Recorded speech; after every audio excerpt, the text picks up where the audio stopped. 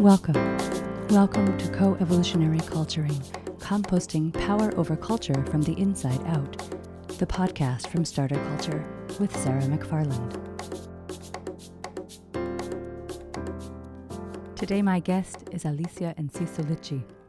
Alicia is a hybrid healer in the Sonoran Desert in Arizona in the North American continent. She is part curandera, part psychologist. Alicia was born and raised on the U.S. border with Mexico and comes from generations of borderlands people. Lately, Alicia has taken to saying that all of humanity is inhabiting the borderlands now. We are all poised on the threshold between worlds as we experience the death throes of a colonizing civilization. In the midst of this collapse, Alicia loves to spread the practice of making offerings to the land. Guided by her devotion to Corn Mother, an ancient mother of this world, she travels together with friends, making small offerings in service of connecting to the greater intelligences of Earth's being.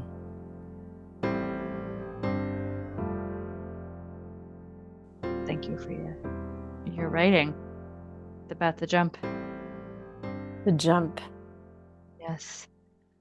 Yeah, that came after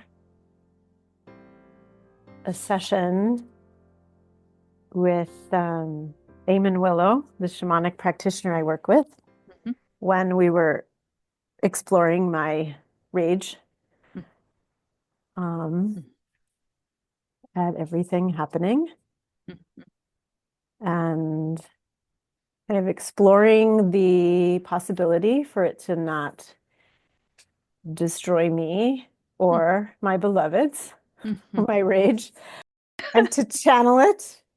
And so I was like, somehow Barbara McClintock was just like, hi, I'm here. I want to hang out with me for a while. I was like, yes, I want to hang out with Barbara McClintock, who just planted fields of corn for 60 years and talked to her corn plants, and they told her who they were, and they told her how they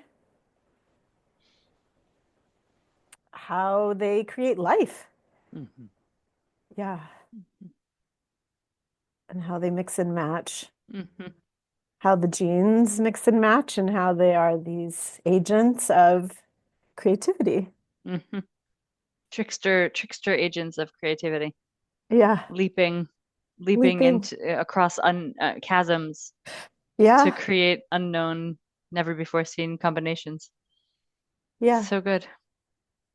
And that while Barbara McClintock was doing that and listening to the maize plants tell her how they did this, she was being ridiculed by the male scientists who, some of them were very focused on eugenics, and others making those little boxes to try and figure out how genes transmitted themselves. And they didn't have any vision for how the jumping could happen. Right. Because they were in the little boxes. They were, literally and figuratively, both. Yeah. Well, like, okay, thank you, Barbara. Jumping. Leaping. And the conditions for the jump. And the conditions for the jump. The conditions for the jump. Well, the interesting thing about her career is that she made this, she kind of, the way that I really understand how she describes it is she learned from the maize teaching her versus like her discovering, right? But she learned that after she had actually gone to Germany in the 1930s, and she was planning to do her research there. She had, I don't know if she'd gotten like a fellowship, but there was something very prestigious where then she was going to do her research there. And she left because of the rise of Hitler. Of course. And so I had no idea. She returned back to New York and planted her cornfields there, right? But I think it's so profound that while that was happening on the world stage, she is listening to really Corn Mother telling her, right, these forces are trying to destroy the generative pulse, right? The generative power of life. Mm-hmm. They are trying to destroy it. And Mm-hmm. let me tell you how potent and small and like powerful it is. Mm. It's like life just creating itself. And I have always thought too, it's just like, and she's also doing this while they're splitting the atom and making the Mm. bomb. Mm-hmm. It's like her tiny work with the genes and how life is being created. And then, right, it's Mm-hmm. like this tiny work with the atom to Or destroy death. Yeah. at the very same time. Same time. Yeah. So interesting. Yeah. Mm-hmm. And she stopped writing papers, like, I don't know, like in the 50s or so, because they couldn't understand her papers. They couldn't understand what she was talking about. And so instead of saying, wow, it must be because we don't know enough to understand, Mm. they ridiculed her. Of course. So she's like, so I'm not going to write and try and convince you of anything. I'm going to keep Mm-hmm. planting my corn and learning from the corn. Yeah. Great. Reminds me of Maria Gimbutas Yeah. being totally ridiculed by the Yeah. um, anthropological Mhm. community, male anthropological community. Yes. I actually, when I studied anthropology as an undergrad, because I was an anthropology major, I think maybe I told you this when you were here, that we studied Maria Gimbutas on Yes, how, as the example of how not exactly. to How be not to be an anthropologist archaeologist or or an anthropologist. archaeologist. Uh-huh. Yeah, yeah. That was our, There you go. That's right. You did tell me that. Yeah, yeah, yeah. the cautionary tale. Uh-huh. Of how not to be a crazy Uh-huh. archaeologist or anthropologist. Yeah. Oh yes, the world. Yeah. Yeah. And here we are with more waves of destruction. Yeah.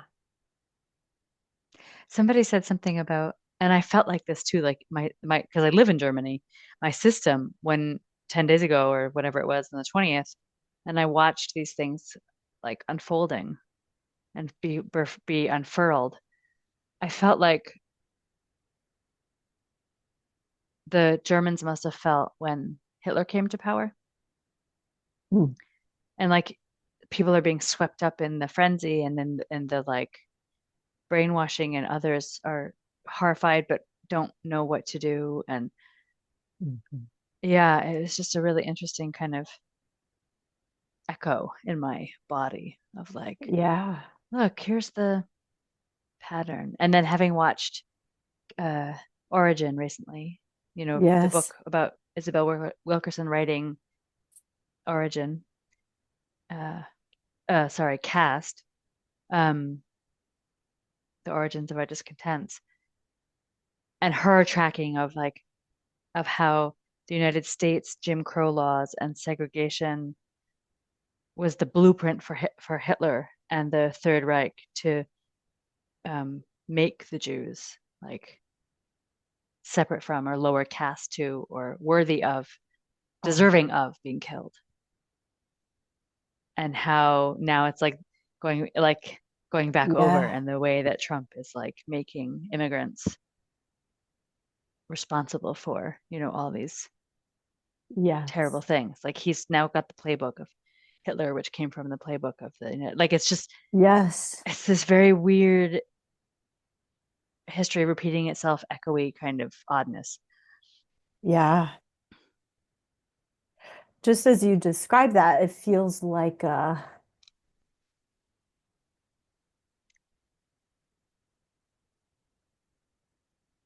don't know, like this. So it's like talking about the jumping genes. Mm. It's like this capacity for creating new combinations and variations and diversity in life. And this is something that's like recycling itself, and it looks new, but it's not. It's like it's this stuck genome. genome, Because I'm sure or it's older. It's obviously older than older than Jim Crow. those two or three examples. Exactly. I mean, then You we know, go India is to, hundreds of years old, the caste system. and then we go to colonization on these lands, Totally, right? It's another wave of colonization. for sure. And before that, the Holy Roman Empire, the colonization of Europe, Mhm. and the loss of the indigenous peoples in Europe. You know, it's like, Yeah. it's not about pointing to where it started. I don't know if we can do that, but just tracking the patterns of back to Why? Maria and Gimbutas and the invasion there, you know, like, Yes. oh, it's there too. And why our Huh, bodies yeah. reverberate with the echo. So how do we create the conditions for the jump? Well, when I was feeling Barbara McClintock, I almost felt like, oh, she wants to be here. Like this summoning of Mm, the mm, ones who are here to help. mhm, I feel like Barbara McClintock, you naming Maria Gimbutas, I think about the inauguration of this, entity, this inauguration of this entity on the 20th, on MLK Day. I feel like he wants to be here, mm, and he mhm, comes with droves. I feel like that there's a summoning for us mhm, to mm. consciously engage. Bridget, the sacred fires, Poetry, creativity, the arts. life, right? I was curious if you had heard about this before. I had been at a training. It was actually like a generative trance training years ago. And the facilitator, Stephen Gilligan, he's Irish American, and he went back to Ireland to find where his ancestors came from Mm-hmm, when they emigrated with the potato famine. mm-hmm, And he found them.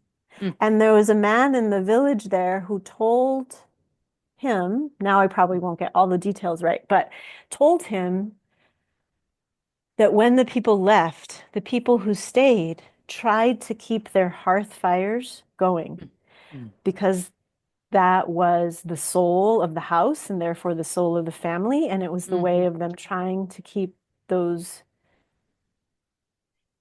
right families ensouled, mhm, um, with the hope that they would return mm, to, mhm, right? And they would mhm, have the soul would be like it would be intact still, mhm, but then it's like that profound wound of when the hearth fires go out.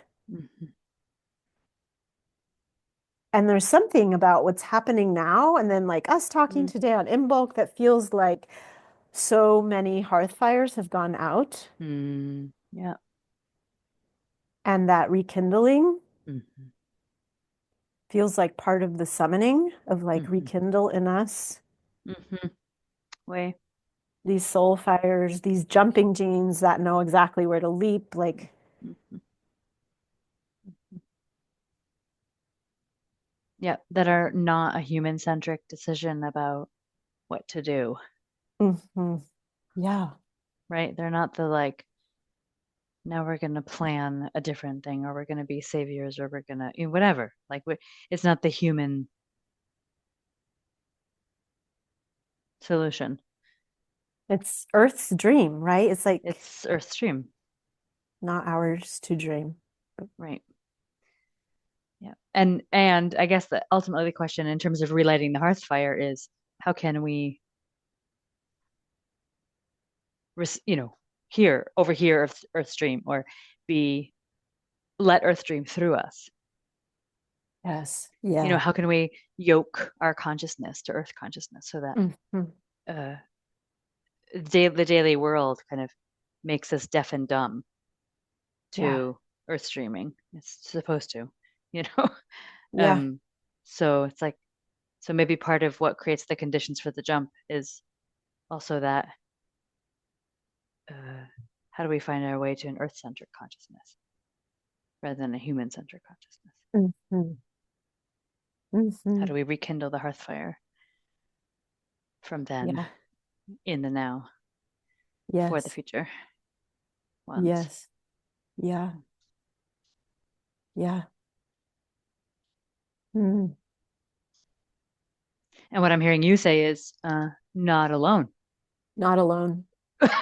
Like we need all of the unseen ones, and we need each Mhm. other And we need each other. to be able to rekindle that hearth fire. Yeah. Yeah. And there feels like part of that maybe opening is also allowing the grief to flow. Mm-hmm. Yeah. Like I can hear in my mind the recording that Martin Prechtel did, or when he talked about grief and praise, the first talk that then he made the book, and but towards the end of it, when he's talks about, give offerings to everyone, give offerings to the rivers and the trees and it's like all offerings all the time, and also the weeping of the trees and the weeping of the rivers, and let everyone weep. Yeah. He also talks about the part of the way that we've got to where we are is because the ancestors haven't been grieved. And so they're stuck. The tears are the boats that carry them to the ancestral realms. And if they're not grieved, then they're stuck and they become hungry ghosts. Yeah. There's so many. So many. Yeah. Yeah.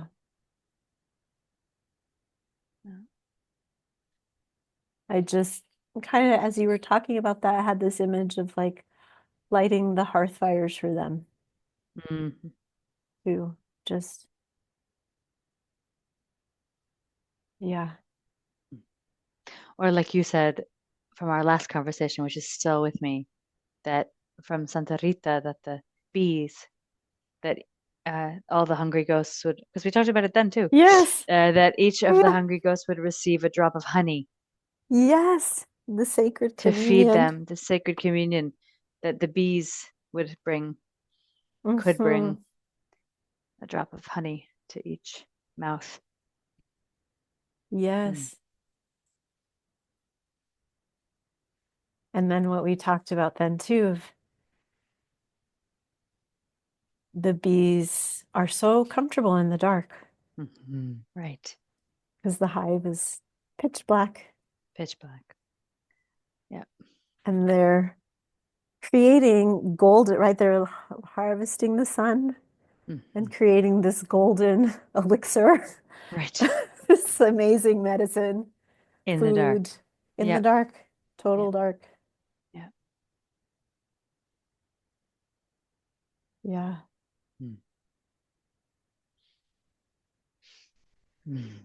This is an odd association, but I'm like, I never, I just did a brain spotting training last weekend.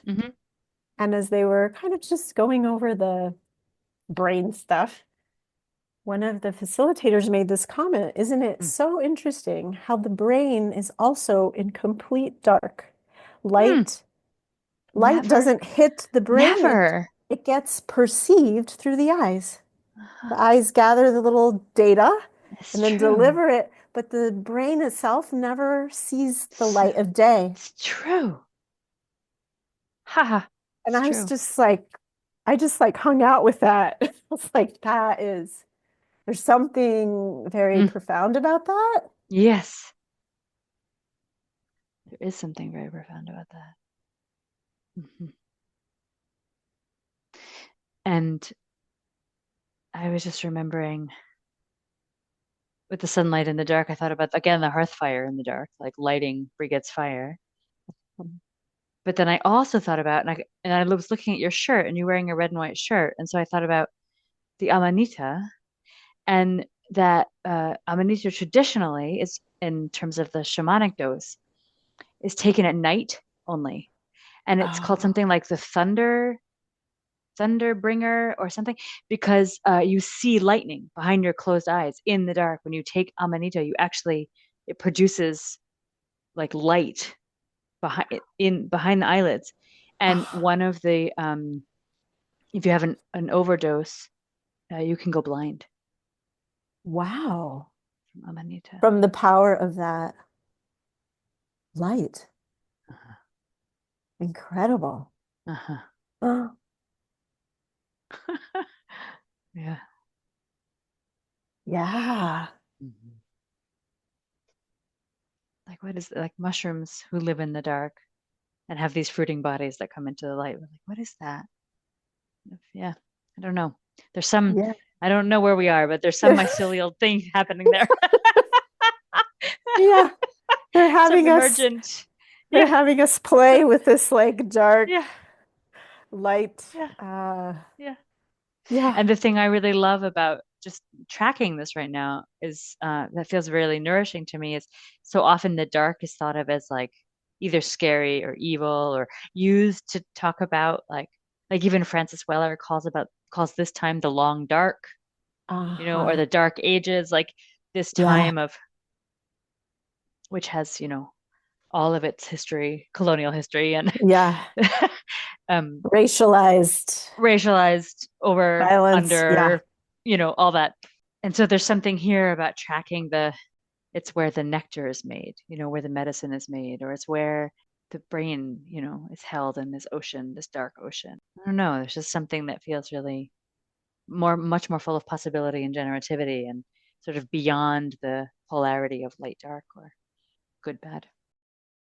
There's like this interesting, it's like Clark Strand wrote that book, Mm-hmm. Waking Up to the Dark, Mm, kind of talking about sort of modernity and that we have no dark mm-hmm. anymore Mm-hmm. because of the lights. And I was actually thinking about when you were talking, there's some way in which this energy that would try to destroy life, like somewhere of like knowing that actually the darkness is needed and Mm-hmm. prohibiting it. Because I got the Ah, picture too of the uh, the border. It's like the US mm-hmm. Mexico border. It's like I grew up there. And when I was growing up, it was a chain link fence with holes. And now it is this massive wall made out of metal and concrete and, concertina wire and like horrific. And the thing now is that you can see it in at night blazing through the hillside Mm. because it is so like they have lights that make it Uh-huh. like day, so bright, and you can Wow. just see it like this undulating through the hills at night so that it's Mm-hmm. like no darkness, Mm-hmm. searing light.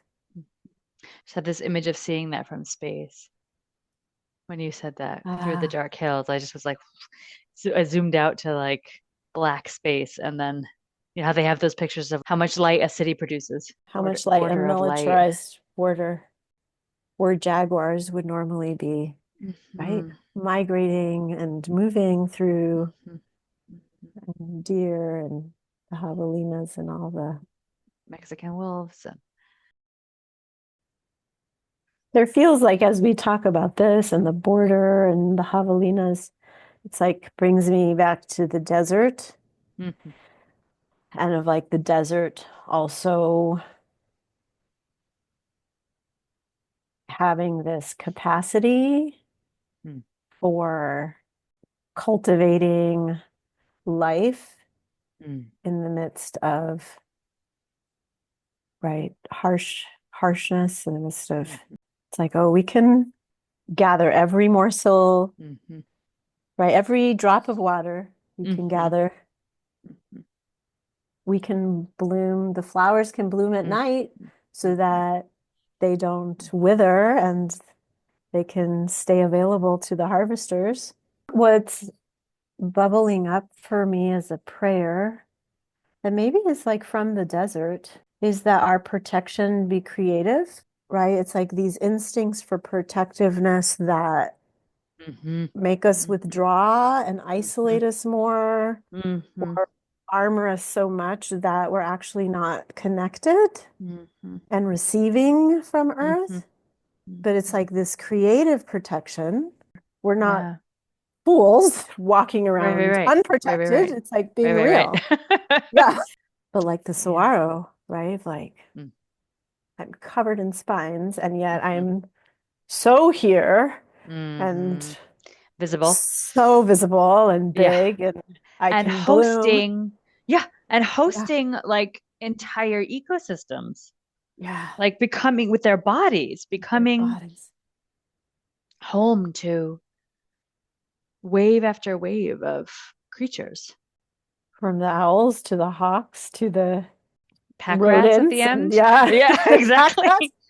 Woodpeckers and someone, spiders. I saw a photo somewhere of a bobcat sitting in, the cradle that like where the arms come out, and like the bobcat was in there. I was like, how did you do that without getting impaled? But you're very comfortable there. It's a good perch. Amazing. How can the generativity be nourished in the face of what would try to put it out? How can the hearth fires be rekindled and sustained? And how do we create the conditions for the jump? This happens to be my current question, obviously, because I keep asking it. And the conditions for the jump. How does the evolutionary jump happen? And the summoning. Yeah. There's something about the summoning where I feel like, because I see even, the way the hillsides will be just like a forest of saguaros here, and their arms reaching up of just like this summoning. And there's something about it that feels like we are participating in the summoning, not like when you were talking earlier about this isn't a human-centric endeavor of like how we are part of the summoning, but it doesn't belong to us.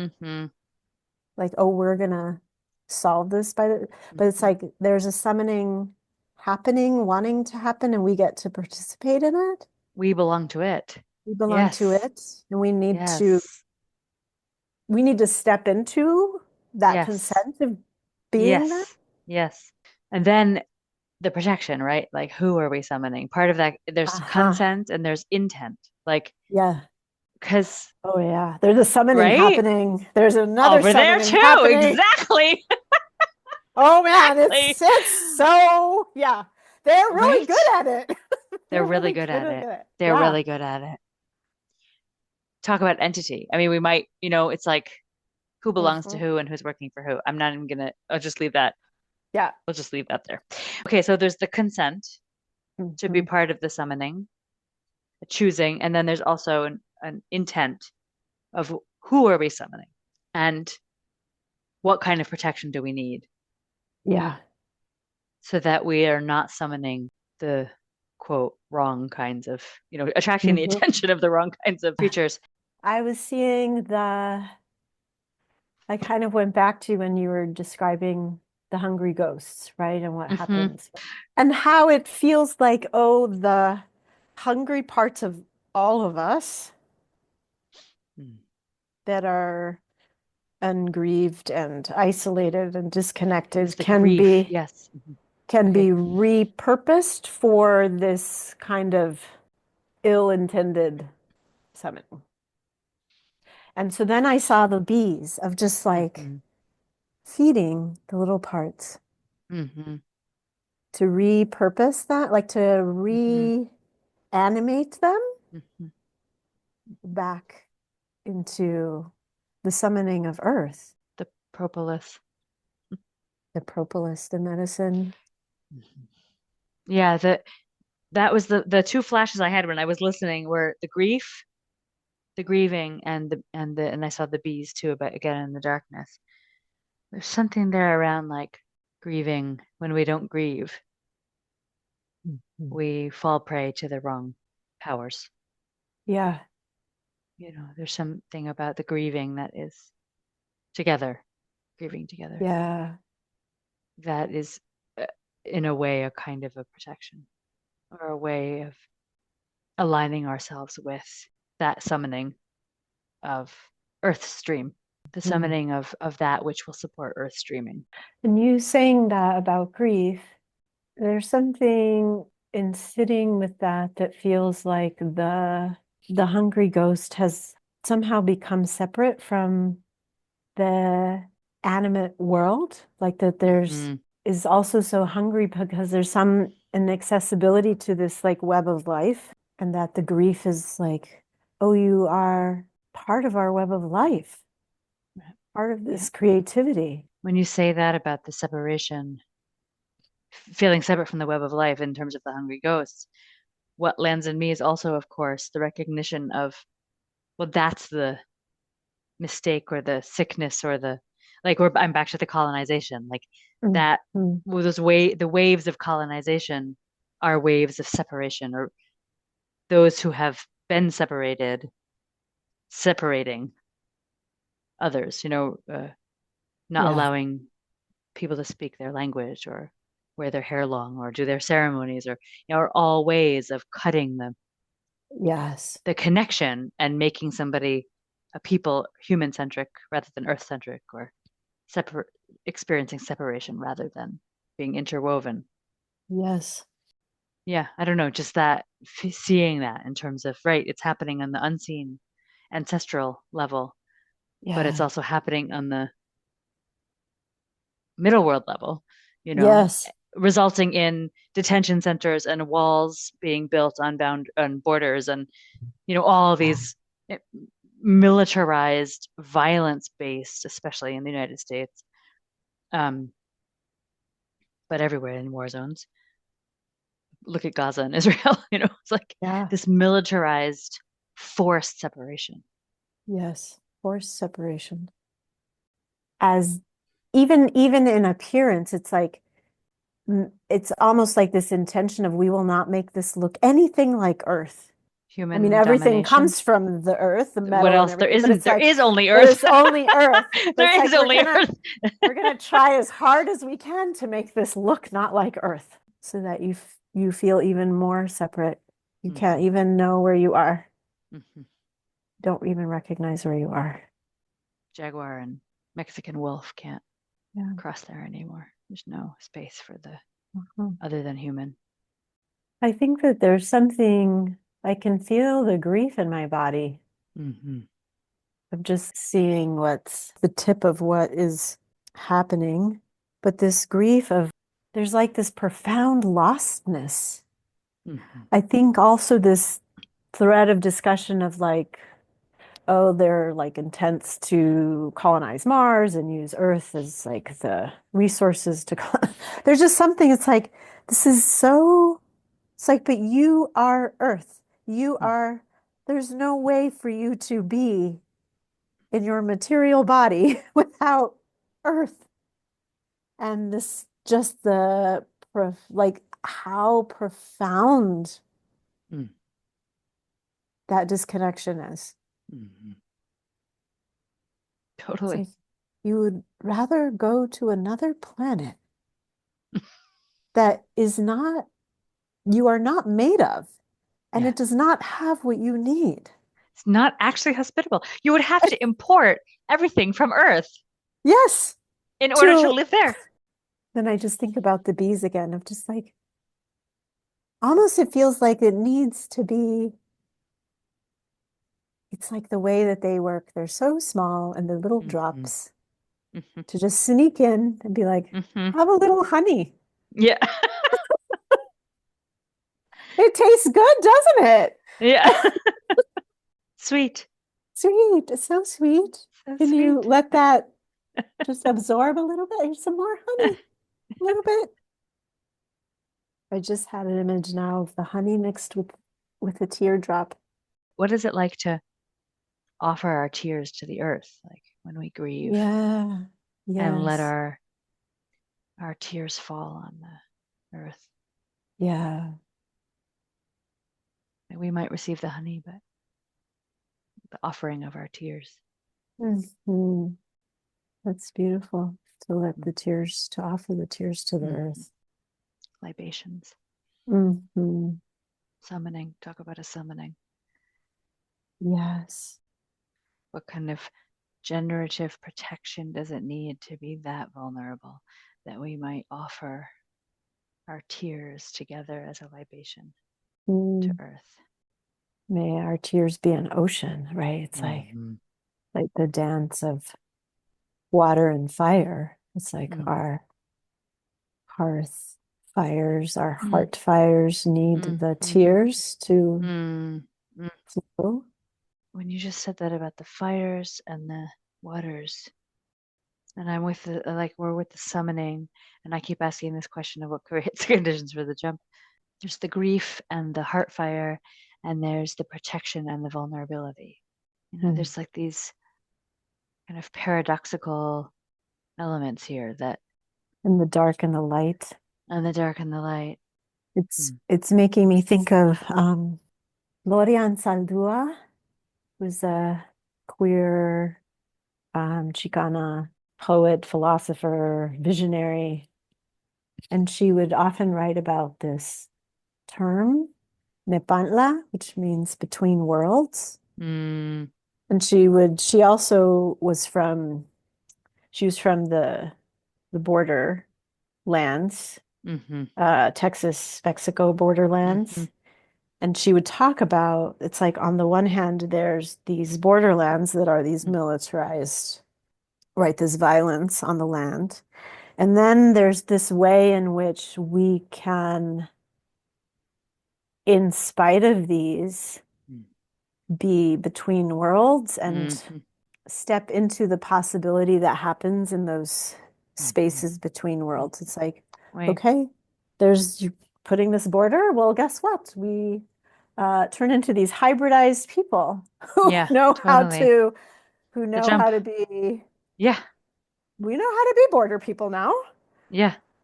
Um, Yep. and that there's Yep. something about that as you talk about these, it's like, oh yeah, this space, The liminal Nepantla. space between Nepantla.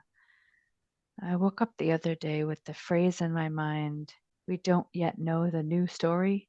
And it has that Mm. feeling of like Yeah, the old story is maybe not over being lived, it's still being enacted, and it's quite strongly, terribly being enacted, but it doesn't have roots anymore. Like it's not, there's something yeah, very clearly, that it's more belonging to the death or the old, which as a death doula for the great dying, like that's, I definitely am listening in to that, like, okay, yeah, what's dying here? And we don't know the new, and it's going to take that jumping gene. yeah, That's why I keep asking that question, because it's like that liminal Nepantla place of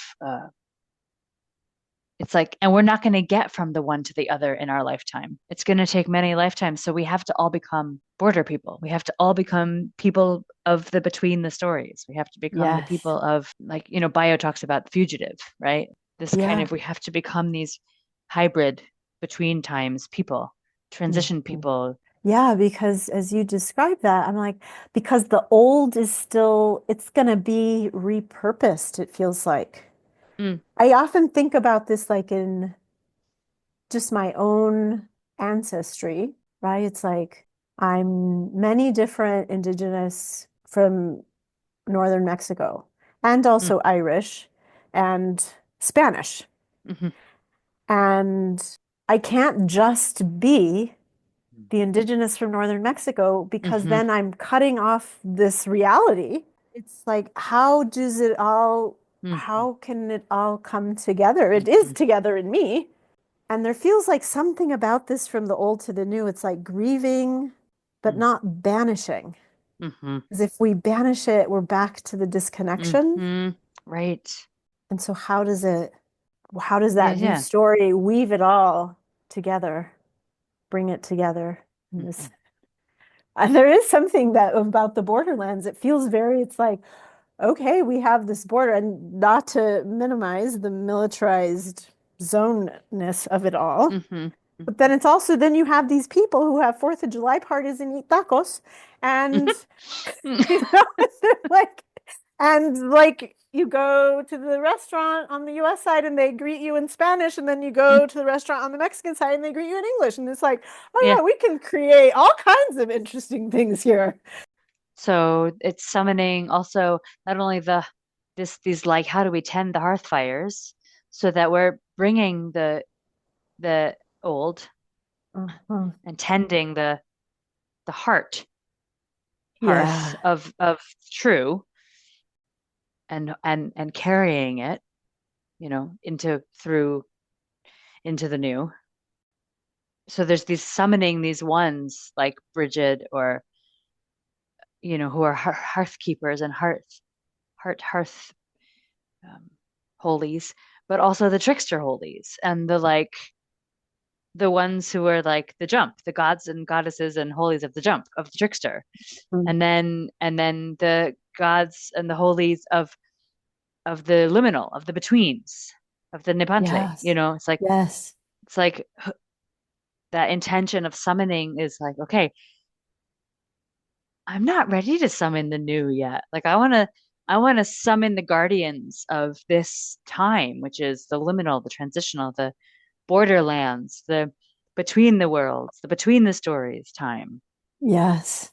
And tend actually the gap. We're not in the place where the jump is landing.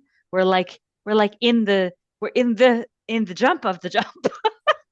Yes. It's like Yes. it's already happening. Maybe the conditions of the jump We're in it, are right? in it. We're in it. Maybe these are the conditions of jump. Uh-huh. Chaos and crisis and Yeah. border and between and trickster and totally uncomfortable and need and grief and beauty and all the Yeah. things. It's like these Yeah. must be the conditions of the jump because we're in it, actually. We're in the jump, Mhm. the jumping part of the jump, the arc Yeah. The arc. of Yeah. the jump. And we don't know where the jump is going to land. Yeah. And it was like this spark in me when you said the guardians of these times. Hmm. It's like we need them. Yeah. Yeah. It's like we don't need the guardians of the new story because that's Right. not We're where not we there. are, and their No. jobs are going to be their right. It's like their skill set's totally different. Their medicine is different than the medicine we Mm-hmm. need now. So as you were talking, 3 cards flew out of my deck. Oh, great. Which ones? So I was just like shuffling, and then they went, So glad. the Black Madonna. Brilliant. This one they Our Lady of the describe her Hermits. of the hermits. I transform pain and suffering into a greater capacity to love. The Shekinah, Uh-huh. presence of the divine feminine. Yes. At the center of everything, there's light. And I am that light. She's like, And I am that light. hello, honey, in the dark hive. Hello, the And Amanita lightning in the darkness of the yes, night. and then Lalita. The red goddess. Playfulness is a spiritual power. Laughter leads me back to the light. Great. Yes, playfulness. It's true. So we have she feels like a grief card, right? The hermit and like the I transform pain and suffering into a greater capacity to love. To love, totally. Yeah. So we have our Grief, laughter, and light in the dark. and maybe they're part of the guardians for these times. Yes, and I love, of course, that the Black Madonna, the dark, is with Right. us. Yeah. Not just the Shekinah light. Uh-huh. Both. Mhm. Yeah. And red. Of The course, it red. makes me now think of like what you're wearing, the black, the red, and the white, the alchemical Uh-huh. colors of help me. Negredo, rubedo, and whatever the white one is. Oh yeah, yeah. The phases of death and rebirth, regestation and rebirth, or the phases of ritual, or Yeah. the two And sides of the jump, Amanitas. and the Amanita's body, and the jump from And the jump, yeah. red, black, red, and white, which is also the holy life, death, life cycle, Right. which has been honored in matrifocal cultures. We go back to Maria Gimbutas. And the red, so you were describing that, it's like the red feels like Nepantla Mm-hmm. too, like this black and the white, and then different state in between. Mm-hmm. The guardians of these times, I'm going to use that in my prayers. Mm-hmm. We're in the jump. We're in the jump. I like that a lot. Yes, we're I not take waiting that. for it, actually. No, we're in it. We don't It's need to create the already- conditions it's for now. it. It's now. The jump is now.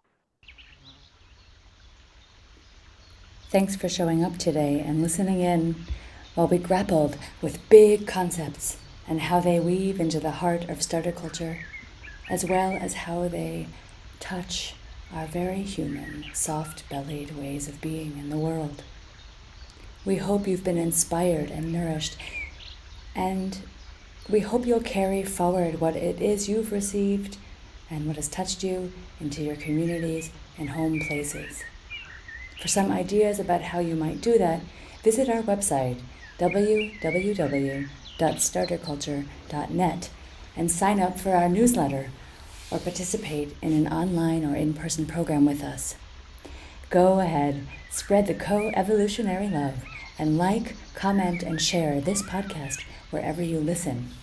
See you next time on Co-Evolutionary Culturing, composting the power over culture from the inside out.